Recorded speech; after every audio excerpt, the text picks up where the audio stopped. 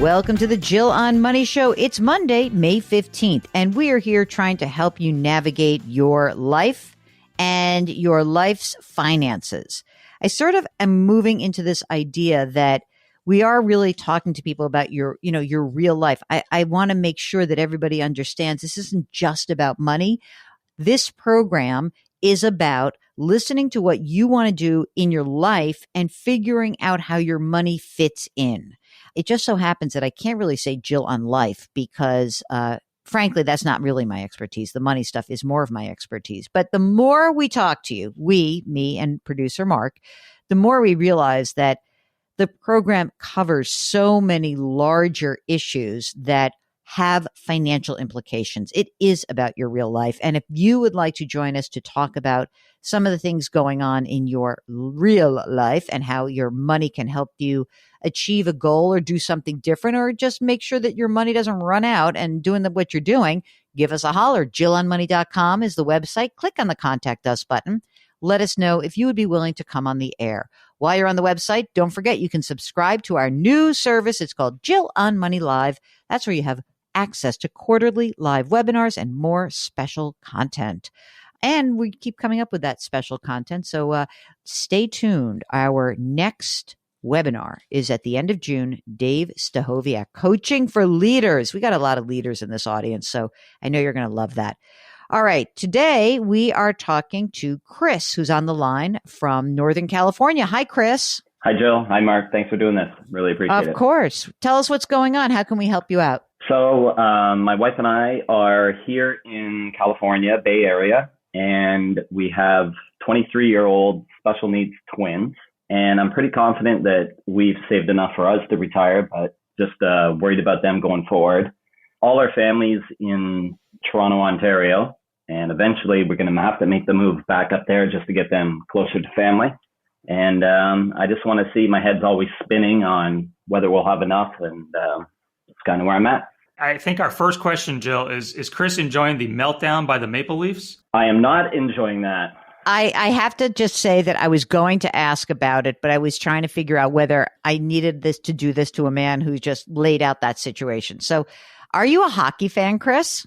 I'm a huge hockey fan, also a Warrior fan, and neither of those are going very well for me at the moment. What is up with Toronto? You know, you stole John Tavares from my team, the Islanders. The Islanders, and we you're did. Crowing like crazy. And blah, blah, blah. So you got out of the first round, first time in 19 years or something. 19 years, yeah. Yeah. Now they just completely, lay a dud. I mean, what's going on? I'm just so sad every year. In fact, should the coach get fired? Well, if they would have lost in the first round, guaranteed everybody was gone. Now that they got out of the first round, I don't know. I think they'll probably likely keep him around and keep going. But that's like a minor victory for them. Exactly. All right. So let's get back to you. So, Chris, how old are you? I'm 51. Wife? 54. Okay. And you're both working? Both working. How much do you guys earn together? So my wife, she earns her base salary, $220,000. She also gets a pretty consistent bonus of $60,000 a year. She also gets restricted stock options of around $55,000 a year. Myself, so for the first 21 years of my daughter's life, I was a stay-at-home dad, taking care of them. And then my wife started working remotely from home. So that freed me up to go back to the workforce. So I started a couple years ago, and I'm making $60,000 a year. Wow. That's kind of interesting. What an interesting opportunity you guys found yourselves in. Yeah, it's been good. How much money have you guys saved? You said you said, I'm pretty sure we got enough saved for ourselves. So let's talk about what you've accumulated. Okay, so we have a brokerage account. It's $1,375,000. Okay, that's great. And that's all vested. Non-vested, $125,000. Got it. Then we have a 401k, $1.3 million. And then my wife has a retirement plan from the company, but she no longer puts into it. They kind of canceled it. So now she has the payoff for when they retired, whatever she accumulated to that point when they stopped it. Okay. So this is like an old pension converted to a cash balance plan. Exactly. Okay, got it. Do you know how much money is in there about? I do. So we did the quick math on it the other day, and the lump sum, if she works until she's 60, is 465K. I'm assuming with the situation I'm in, we would do the lump sum. You can also do the annuity, but if something were to happen, and then that money wouldn't be there for our daughters, right? So, yeah, we don't want that. Definitely not. And what about you? Do you have money in retirement? Were you making spousal contributions? No. So me personally, I just started the 401k since I started this position. So I have about 6,000 in there. And then we also have 6,500 in a little Canadian mutual fund. Wait a second, just so I understand this. You moved back to Canada. You're a Canadian. Like, you have dual citizenship? We all have dual citizenship. So my wife and I were Canadian, moved here to America, got our citizenship. Our daughters were born here. And then we got them Canadian citizenship as well. Okay. So if you guys move, is there any event for the taxation is what I'm just trying to understand. Like, let's say you moved and you have this brokerage account, but you're now living in Canada. Is there a more severe tax event that occurs with the money that has been saved in U.S. institutions? So yeah, I've been trying to figure all that out. So I did talk to a gentleman from Canada. He said no, because we have, pretty favorable tax laws and everything between Canada and the U.S. Okay. So that should all be fine. Okay. So I wouldn't have to pay like double tax here and then tax there. We did own a home at one point in Canada, and so it was always just pay tax in one country. So I think it would go like that. Pain in the neck, right? You own your home right now? So we own a home, correct? How much is that worth? Guess. Guesstimate $1 million.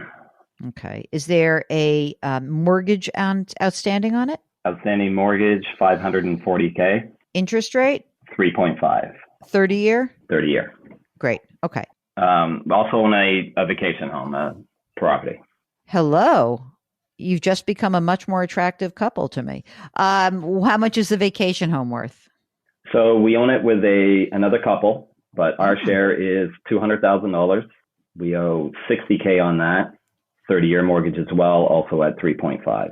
You own it with another couple. Is that like a related couple or just friends? Yeah, just friends. Really? And how has that worked out for you guys? It's gone good. Yeah, no problem. Really? Okay. I'm intrigued by it. There's always a little problem here and there, but for the most part, yeah, it's been fine. Okay. Very cool. So we also rent that with Airbnb when we're not using it. Mm-hmm. So our share on that probably generates around $10K a year. It's kind of like flush money for vacations and stuff. You're not going to sell that. That's something you'll keep even if you move to Canada, or will they buy you out? So I'm open to everything. Yeah, they could buy us out, obviously, or we just have to sell the whole place. Do they know about this as a potential? Yeah. Okay. They know eventually that we have to get back to Canada. Yeah. Okay. They're aware. Okay. So how quickly will this game plan be enacted? What's your guess? At least 5 years, probably. Maybe work here till we're 60, maybe a bit less to kind of get all our ducks in a row and then move. Tell us about the twins. Do they need a lot of assistance? Are they going to be? Will they be always with you? Is there a special needs trust that you've already established? Yeah. So we've done the special needs trust. We have in our state. We have all that in place. So their diagnosis, they're identical girls. Moderate intellectual disabled is kind of like what they're telling us. So they're always going to need some sort of assistance. They're going to be living with us for foreseeable future. Mm-hmm. And then eventually they'll need some assisted living, some sort of help, but they're pretty high functioning. Like, they get up, they go into their adult program every day. They work in the community, volunteer, that sort of thing. Okay. I got it. And when you go to Canada, what's the situation in terms of, we have Social Security, but then you're not going to claim, like, what's going to happen? I have to just try to figure this out. You will be entitled to Social Security if you stick around the U.S. But what happens if you move? Yeah, so we would get the Social Security from our U.S. Social Security. We would still qualify for that. Yeah. So I'm assuming everything would be under the same umbrella. Like as of right now, my wife's Social Security, and then I would get half unless I accumulate enough credits by the time we move back. What's her Social Security benefit at her full retirement age at 67? It would be $36.52. Do you have ongoing costs that you need to allocate from this income that you're earning? So let's see, 280, whatever, let's say 350-ish. Of that income, you're putting money away into retirement. Obviously, you've accumulated a bunch of money in brokerage, but is there money that you spend out of pocket for the twins? Is there, just some ongoing stuff or not? It's basically like any children that would live with you, right? You have those added expenses, but they, since they were 18, they do collect their SSI, which, isn't a whole lot, but it helps. Each one of them gets $825 a month, basically. All right. So there's $1,600 a month there. What do you think you need in terms of retirement income? Like, you have saved a lot of money, and you will have some Social Security for yourself, the kids, and, all that does obviously add up. So what do you think you need? So I'm thinking, just because we save so much at the moment, in retirement, obviously we wouldn't be doing that. So I want to go on the high end, I'm thinking, because I don't want to, leave it short. So of course. $12,000 a month. Okay.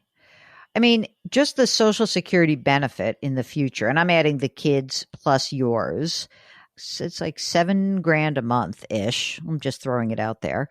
Okay. So we need $5,000. So you do agree with me on that, on the retirement, because the annuity, if I were to take that. Oh, totally. No, you have to take it. You have to cash that. The lump sum, right? Yeah, okay. You have to. Absolutely. So that's an easy one. So now that's, 1,718 in your wife's, stuff, 1.8. And then you've got this 1.34, and you're going to still accumulate. So I think I feel set. I feel good. You can do this. This is a complete back of the envelope calculation, subject to change based on your Canadian fact finding. But where I look at you right now, 5 years to go, or 3 years, let's say 3 years, right? For 3 years, you can sock away a lot of money. And I'm almost like less interested in how much money you're putting in your 401k and more in your brokerage, frankly, just because I want to make sure you guys have access to your money. If you look at it and you got 3.5 million now, you will probably have, let's say worst case, in 3 years, the market sucks and you get like 4 million. That's all you have. Okay. That 4 million is going to easily generate your $5,000 a month. That's $60,000. It's not a problem. The only thing that has to really get buttoned up on this, you've really taken care of, which is the special needs trust. But we need to figure out what is the Social Security disability benefit when it comes to your kids in Canada.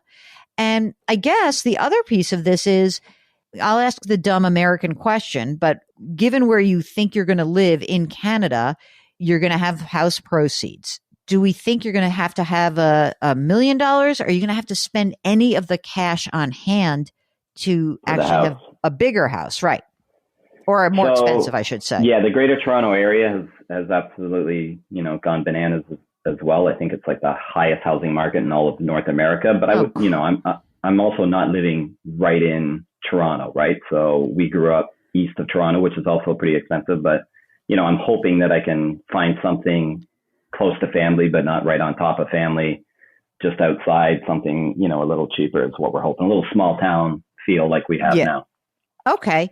But do you think it'd be more than $1 million? No, I'm thinking it's probably, probably pretty similar. Let's just say $1 million. Yeah. And hopefully you don't have to sell the vacation home, because, maybe the thing that I would be number one, most important, you can do this. You have enough money for your needs and for your kids' needs. So that's number one. Number two, you need to do some more investigation about do we need to be really aware of any other rules in Canada? Specifically, what is the rule around having Social Security disability income, whether that can continue or not? Does Canada have a different system that's better, worse, just to understand it? In the real estate decision, I almost feel like it's a weird thing, Chris. I would say that it's probably a more important decision about the timing of this move is less about how much money you have saved and where interest rates are. Because, if it's 2 years from now or 3 years from now, and there's, the interest rates have gone down dramatically, and you have a chance to make a move and lock in a mortgage at a lower rate, I pull the trigger sooner rather than later. Conversely, if rates are still really high and it's, in your third, 3.5, fourth year, then we might make a different decision and say like, well, maybe we'll do one more year here. And you really should be aware of like the housing market there and the trade-off and the trade-off you would have to make. Because don't you really want to keep the vacation home? I'd hate to have to sell that and blow that up. I'd love to. Yep. I don't think that you're going to need to. I really don't. And I think that you really have done an amazing job. There's not a lot of choices in terms of of things to decision points. That's what I would say. So when you said you had 1.375 in the brokerage account, that's not all the company stock. You've diversified that, have you, or not? No. So did you want to get into that? And do I continue investing at this rate too? Like putting in as much as we are? Well, first of all, are you telling me that there's $1 million in this one company stock? I am telling you. Now now you're coming clean. I'm concerned about that. I'm concerned as well. I've always been concerned, but getting out of it, and it's a big company. One that I may have heard of. Yeah, for sure. 100%. Okay. It's not going anywhere anytime soon. It's not Enron, but, that's what they said about that's what they said about Enron before Enron became Enron. I 100% agree with you. 100%. But I just don't know how to get out of it with not getting these hammered tax hits. Yeah. Okay. Well, let's talk about this for a second. Okay.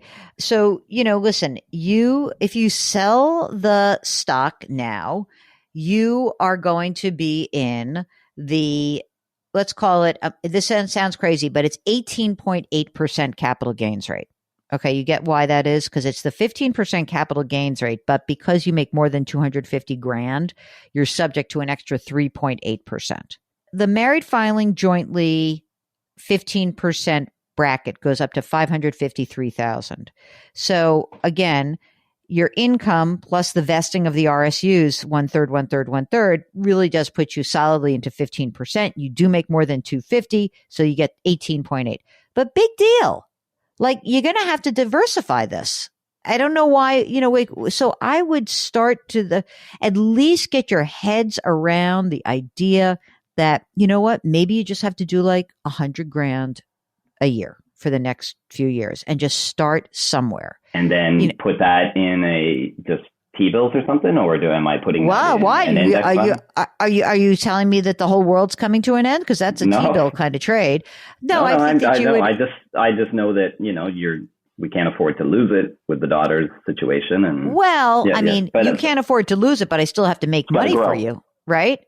So, in the beginning, if you want to just have some T-bills because you have so much risk, I'm cool with that.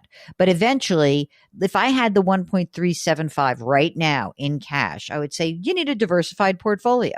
You need some cash or cash equivalents like T-bills, some bonds, some stocks, maybe a little commodity / real estate exposure, maybe not this second, but, something. And call it a day. I guess the last question I have, I just know that I have to diversify that money. I just don't know. I didn't know if that was the right thing to do, taking that huge tax hit. But I guess the last question I have is do I continue to sock away all this money that we're putting away every month? It just seems like I'm putting so much away. It feels like I'm always broke, even though I know that. Well, I wouldn't do that. You guys have really worked hard. So number one is I would be socking away money, but not in a way that's killing yourselves. Maybe what you start to do is you say, I'm going to throw some money into my brokerage account. You don't have to kill yourself on even your own retirement account. Honestly, Chris, I wouldn't necessarily even use your retirement account. Use the match, up to the match. Fine. Yeah, they don't even have a match. So I was thinking about just canceling that one. Yeah. And then just add it to the brokerage account and start putting some money in exchange traded funds or index funds and start building your allocation with that money. But don't go crazy. The savings that you guys are doing already is great. It's terrible to be someone who's making $300,000 or $400,000 a year and being like, I feel tight. You don't need to feel tight. I think you're really in good shape. If you, like Chris and his wife, have a very unique situation, it's so great when you come on the show with us live. If you want to do that, just go to JillOnMoney.com, click the contact us button, let us know, that little box. I want to come on the air. Sign up for the free weekly newsletter, buy the book, subscribe to the new service, Jill on Money Live. And of course, please leave us a rating and review on Apple. Put your hands metaphorically on someone's back. Change your work, change your wealth, change your life. Thank you for listening. We'll talk to you tomorrow.